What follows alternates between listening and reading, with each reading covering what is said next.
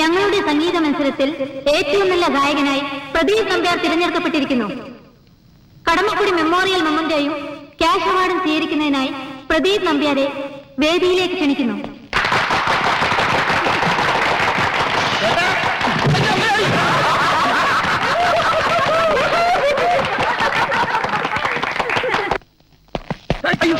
വീഴ്ച മത്സരോ? ഏറ്റവും മികച്ച ഗായകനുള്ള ക്യാഷ് പ്രൈസ്. ഇത് കടമക്കുടി മെമ്മോറിയൽ മൊമെന്റോ. രണ്ടും എനിക്കാ. ചേട്ടൻ സ്റ്റേജിൽ തകർത്തില്ല അച്ഛാ. എടി ഇവനുണ്ടല്ലോ ഭാവിയിലെ യേശുദാസ. ഇപ്പോഴെങ്കിലും ഇവനെ അംഗീകരിക്കാൻ തോന്നിയല്ലോ. എന്റെ മുത്തച്ഛന്റെ മുഴുവൻ സംഗീതം ഇവനാ കിട്ടിയിരിക്കുന്നത്. എന്റെ അച്ഛനും പാട്ട് പാടുമായിരുന്നു. മോനെന്ന് അഴിച്ചേ. എടി ഏതായാലും മൊത്തത്തിൽ നമ്മുടെ സമയം ഒന്ന് മാറിയിട്ടുണ്ട്.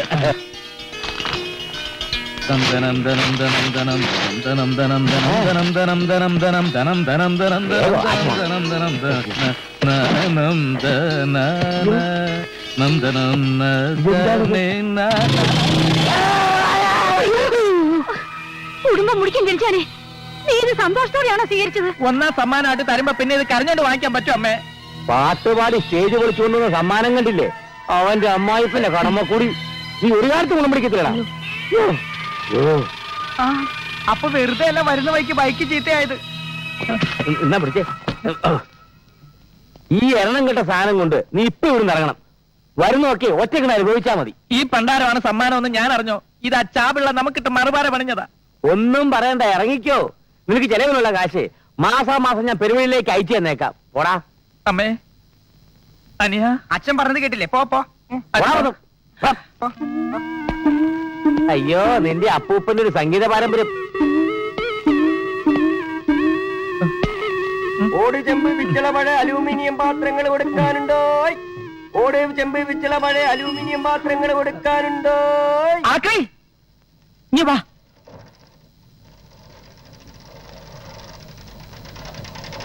ഈ സാധനത്തിന് വലിയ പഴക്കമൊന്നുമില്ല. പിന്നെ വീട്ടിൽ വെക്കാൻ സ്ഥലമില്ലാത്തതുകൊണ്ടാ. കണ്ടിട്ട് ഈ സാധനത്തിന് നല്ല വിലയൊന്നും തോന്നുന്നുണ്ടല്ലോ. താനിതിന് വിലയൊന്നും തരണ്ട, സന്തോഷത്തോടെ ഇതങ്ങ് വാങ്ങിച്ചാൽ മതി. ഇതുപോലുള്ള പ്രതിമകൾ അച്ഛന്റെ വലിയ വീക്ക്നെസ്സാ. എവിടെ കണ്ടാലും വാങ്ങിച്ചോണ്ട് വരും. ഇപ്പൊ പ്രതിമകൾ തട്ടിമുട്ടി അകത്ത് നടക്കാൻ സ്ഥലമില്ലാണ്ടായി. അതുകൊണ്ട് തരുന്നതാ. സാറിന് നല്ലതേ വരൂ. അല്ലെങ്കിലും എനിക്ക് ഇനി നല്ലതേ വരൂ. ഇപ്പോഴത്തെ കാലത്ത് ഇതുപോലുള്ള നല്ല മനുഷ്യരെ കാണാൻ വലിയ ബുദ്ധിമുട്ടാ. നാട്ടിൽ സോഷ്യലിസം ഒക്കെ വന്ന് തുടങ്ങിയല്ലേ സാറേ? നാട്ടിലെ കാര്യം എനിക്കറിയില്ല. എന്റെ വീട്ടിൽ ഭയങ്കര സോഷ്യലിസാ. അതിരിക്കട്ടെ, സന്തോഷത്തോടെ തന്നെയല്ലേ ഇത് സ്വീകരിക്കുന്നത്. അതെന്താ സാറേ അങ്ങനെ വെച്ചേ? സാറ് വിഷമിക്കണ്ട. ഓ, ഞാനിത് വളരെയധികം സന്തോഷത്തോടു കൂടി തന്നെയാണ് സ്വീകരിക്കുന്നത്. സാറിനെ എന്റെ ജീവിതത്തിൽ ഞാൻ ഒരിക്കലും മറക്കൂല. അയ്യോ, മറക്കണം. വെറുതെ എന്തിനാ എന്നെ ഓർത്തോണ്ടിരിക്കുന്നത്? എനിക്ക് ഈ കടപ്പാടൊന്നും ഇഷ്ടമല്ല. വേഗം പൊക്കോ, ഇല്ലെങ്കിൽ ഇപ്പൊ തുടങ്ങും. എന്തുകൊടുന്നു? അയ്യോ, ഒന്നും പ്രത്യേകിച്ചൊന്നും ഇല്ല. എന്നാലും അറിയാം. ശരി.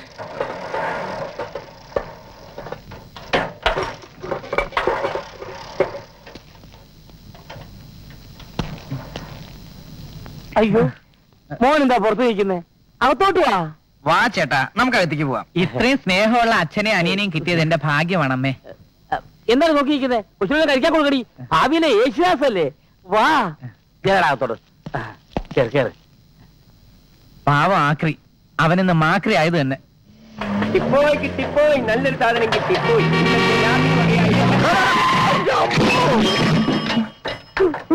ജോലി ഉണ്ടാക്കിയോടോ ആക്രി. ആക്രി. തനിക്ക് ചാവ ഇൻഷുറൻസ് ഉള്ള വണ്ടി ഒന്നും കിട്ടിയില്ലടോ. അത് ശരി. വണ്ടി ഒന്ന് കയറ്റിട്ട് ഇൻഷൂർ ചെയ്യാൻ നോക്കണ. താൻ എവിടെ നോക്കിയാണ് വണ്ടി ഓടിക്കണത്? ഞാൻ റോഡ് നോക്കി തന്നെ വണ്ടി ഓടിക്കുന്നത്. അല്ലെങ്കിൽ മുതലാളിമാരുടെ വണ്ടി കൊണ്ട് കയറ്റിയിട്ട് കാശ് പിടിക്കുന്ന പണി ചെലവന്മാർക്കുണ്ട്. കാലം നകത്തി അതിന്റെ ഇടയിൽ കൂടെ സൈക്കിൾ ഓടിക്കവന്മാര്. ഞാനാ പുല്ലേ സൈക്കിൾ ജാക്സണോ?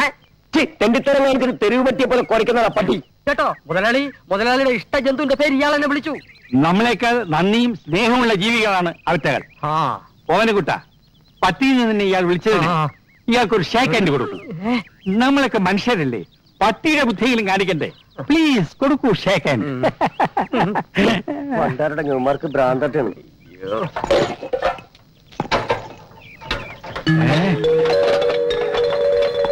ഓവനകുട്ട, ഇത് നമ്മുടെ സുധർമ്മയുടെ വീട്ടിലിരുന്ന പ്രതിമയല്ലേ? ആണോ? അതെ, ആനന്റെ തന്നെ. അതല്ലെന്ന്, നേരാണോന്ന് ഒന്ന് കണ്ടോട്ടെ. ശരിയാ മുതലാളി, യാതൊരു സംശയം വേണ്ട. ഇതാ നമ്പ്യാർ സാറിന്റെ വീട്ടിലെ ഷോക്കേസിൽ ഇരുന്ന പ്രതിമയാ മൊട്ടത്തലേൻ.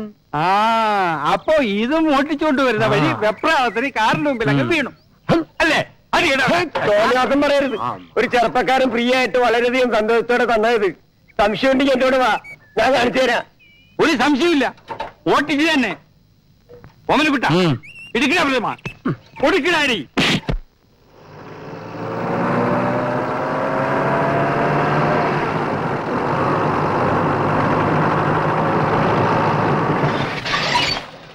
ഞാൻ തുറന്നു തരാമേ. തുറന്നോ? അത്രയും ജോലി കുറഞ്ഞു. ഓമനക്കുട്ട ഓ അവ പറഞ്ഞതുപോലെ നീ ഇവിടെ തന്നെ നിൽക്ക്. അവൾക്കൊരു സസ്പെൻസ് ആയിക്കോട്ടെ. ഒരു ത്രില്ലറും കൂടെ ആയിക്കോട്ടെ. ആ ശരി ശരി ഞാനിവിടെ നിന്നോളാം. ശരി. ഇവിടെ ആരുമില്ലേ മോളെ? ആ ആ വന്നോ. അച്ഛനാ ഇരിക്കു അച്ഛാ. ദേ മക്കളെ, അപ്പൂപ്പൻ വന്നിരിക്കുന്നു. എന്താ അച്ഛാ കഴിഞ്ഞ ആഴ്ച വരാത്തത്? എന്ത് പറയാനാ മോളെ, നമ്മുടെ ക്ലിയോപാട്ര പ്രസവിച്ചു. എന്താ അപ്പൂപ്പ, ആ പട്ടികളെല്ലാം സുഖമായിരിക്കുന്നോ? എല്ലാ പട്ടികളും നിങ്ങളെ പോലെ നല്ല സ്മാർട്ട് ആയിട്ടിരിക്കുന്നു. ഞാൻ ഇപ്പൊ ഒന്നേ ഉള്ളൂ. അമ്മാവനായിട്ട് ജോലിച്ച കേമം തന്നെ സമ്മതിച്ചു. ആ അത് പിന്നെ നിങ്ങൾക്കൊരു പ്രശ്നം വന്നാൽ എന്റെ പട്ടികൾക്കൊരു പ്രശ്നം വരുന്നത് പോലാ. മുത്തശ്ശൻ കഴിഞ്ഞ ജന്മത്തിൽ ഏതിനം പട്ടിയായിരുന്നാവോ? എന്റെ മുഖം കണ്ടിട്ട് ജർമ്മൻ ഷെപ്പേർഡിന്റെ ഒരു ചായ ഉണ്ടെന്നാ ജനീവയിലെ ഡെങ്കിൾ സാഹിബ് പറഞ്ഞത്. പക്ഷെ പെരുമാറ്റമൊക്കെ കണ്ടാൽ ഒരു കൊച്ചു പാമറേനേന്റെ പോലെ ഉണ്ട്. അത് correct. മതി മതി മതിയാക്ക്. ആ അതിരിക്കട്ടെ, നിങ്ങൾ എല്ലാവരും കൂടി ഇന്ന് രാവിലെ പുറത്തെവിടെയെങ്കിലും പോയിരുന്നു? ആ ഇവന്മാരോട്ടും പുറത്തു പോയിരുന്നു. പക്ഷെ ഞങ്ങൾ ഇവിടെ തന്നെ ഉണ്ടായിരുന്നു. നീ പുറകു വശത്തെ കഥ കിടക്കാതെ ടി വി കണ്ടോണ്ടിരുന്നു അല്ലേ? അയ്യോ, ഇന്ന് ടി വി ഓൺ ചെയ്തത് പോലും ഇല്ല അച്ഛാ. നിങ്ങൾ അറിയാതെ ഈ വീട്ടിൽ നിന്ന് ഒരു സാധനം മോഷണം പോയിട്ടുണ്ട്. അയ്യോ, എന്റെ ഈശ്വര, സേഫ് തുറന്ന് എന്റെ ആഭരണങ്ങളും കൊണ്ട് വല്ലവനും പോയോ? പേടിക്കണ്ട, ദൈവാധീനം കൊണ്ട് സംഗതി തിരിച്ചു കിട്ടിയിട്ടുണ്ട്. പട്ടാപ്പകൽ മോഷണം നടക്കുമെന്ന് ഇനിയെങ്കിലും നീ മനസ്സിലാക്കണം. ഓമനക്കുട്ട അതും കൊണ്ടുവരൂ.